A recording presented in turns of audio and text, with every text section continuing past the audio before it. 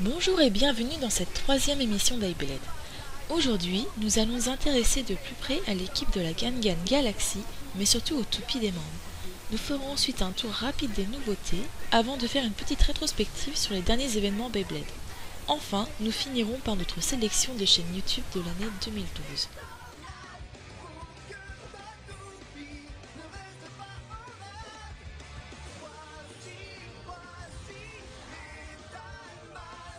Et pour commencer cette série de présentations, nous allons entamer par le personnage principal de l'anime. Depuis le début de la série, Jinga se pose en tant que leader charismatique. À la fois naïf et gentil, il pourra se faire avoir par des stratagèmes assez simplistes, mais il sait faire preuve, dans les situations les plus corsées, de courage, de volonté et de sang-froid. Héros principal, il commence avec sa toupie Storm Pegasus 105 RF. Le boulon représente une tête d'équidé entourée de deux ailes, la constellation du Pégase. Son anneau d'énergie bleu, au poids plutôt bien réparti, s'accorde avec sa roue de fusion. Celle-ci possède une forme optimale pour l'attaque, réduisant les frictions avec l'air, tandis que son axe de rotation moyen, couplé à la pointe de performance en gomme, offre une agressivité non négligeable à la toupie. Mais Jinga ne gardera pas cette toupie bien longtemps. En effet, à la fin de la saison, fatigué par les combats, Pegasus l'abandonne pour reposer ses ailes. Il reviendra plus fort dans la saison Metal Masters, sous la forme de Galaxy Pegasus. Poursuivons avec un autre personnage emblématique de la Gangan Galaxy, Tsubasa Otori. Apparu également dans la première saison, Tsubasa est présenté comme un personnage solitaire, mystérieux et torturé. Ses intentions, encore floues au début de l'anime, laissaient à penser qu'il était une sorte de mercenaire Beyblade au service du mal. Ce n'est que plus tard que nous apprendrons que ce personnage est en réalité membre de la WPBA, œuvrant pour le Beyblade et non pas pour le pouvoir. Le mysticisme de ce personnage sera par ailleurs très renforcé dans la saison Metal Masters. Tsubasa possède une toupie à l'image de son animal de compagnie, Earth Eagle 145 WD. Son boulon représente une tête d'aigle tandis que son anneau d'énergie en forme d'aile d'oiseau est très correct. Mais on préférera y mettre Bull, Chronos ou encore Orion.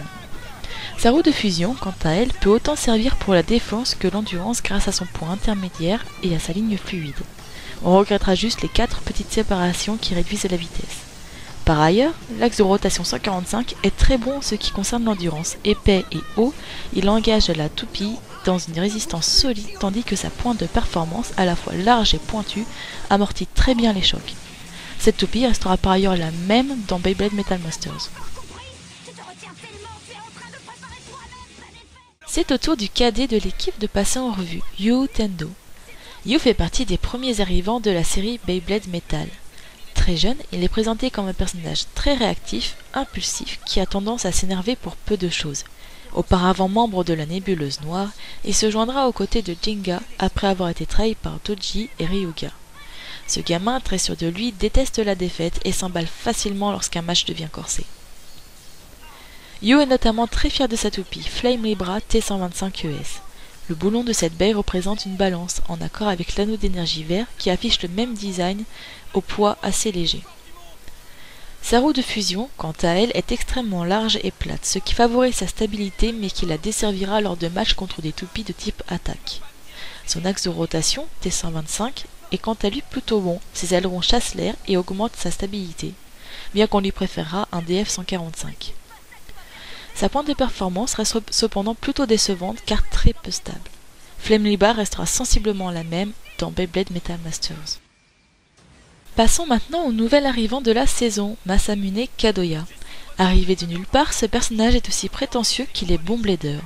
Rempli de confiance en lui et fier de son expérience, il n'hésite pas à clamer partout qu'il est le Beyblader numéro 1. Mais cela ne l'empêche pas d'être un ami de confiance et un adversaire redoutable. Quant à son histoire, elle reste encore floue au début de la saison. Ne comptez pas sur moi pour vous spoiler la suite. Masamune est accompagné d'une toupie de type attaque, tout comme Jinga, et qui représente un cheval mythique, tout comme Jinga. Il s'agit de Rei Unicorno D125CS. Le boulon représente une tête de licorne, tandis que l'anneau d'énergie d'un verre translucide affiche 3 cornes.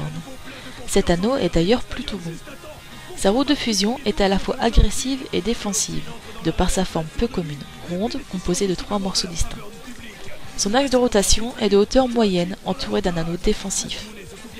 Cet axe est très utilisé pour les smash attack et peut notamment éjecter El Kerbex. Quant à la pointe de la performance, en gomme, elle s'avère être très bonne pour l'attaque et possède une bonne endurance. Avec l'usure, elle deviendra une pointe défensive appréciable. Reste à savoir ce que deviendra Reunicorno dans la saison 3 Beyblade Metal Fury. Côté nouveauté maintenant, le magazine Beyblade numéro 3 est en kiosque depuis le 13 décembre dernier et toujours disponible dans la plupart d'entre eux. Cette année 2012 s'annonce bien avec l'arrivée de Diablo Nemesis XD, une toupie de type équilibre possédée par le personnage de Ragu dans Beyblade Metal Fury. Encore peu connu pour le moment, il faudra attendre un peu avant que l'on puisse connaître ses véritables capacités. Événement maintenant avec ce qu'il s'est passé dans le milieu du Beyblade durant la fin d'année 2011. L'association pavillonnaise pour la jeunesse et la culture a organisé un tournoi le samedi 12 novembre 2011 à la mairie du Pavillon-sous-Bois. Rendez-vous sur beybladefrance.com pour plus d'informations car la PJC fait souvent ce genre d'événement.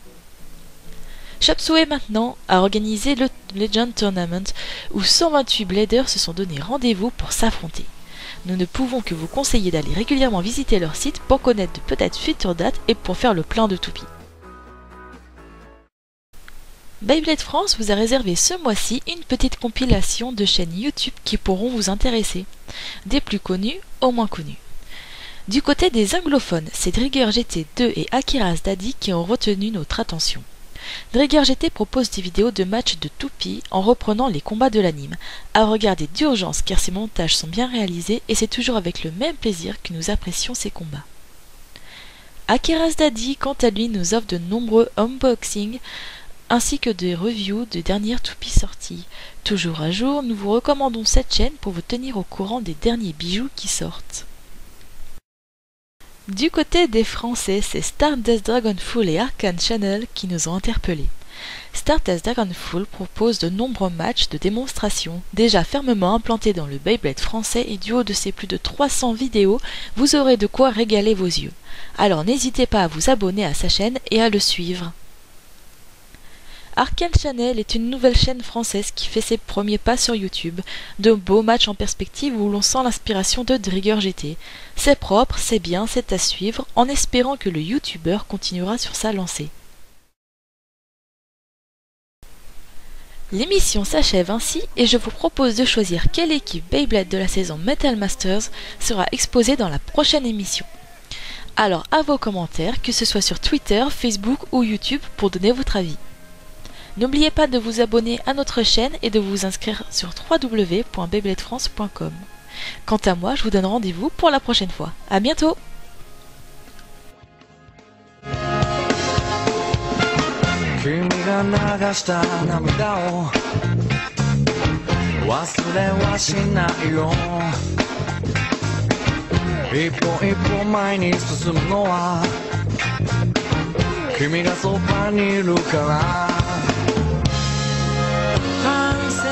中目を開き君を思う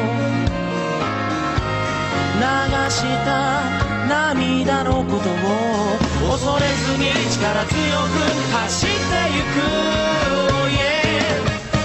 く、決戦の笛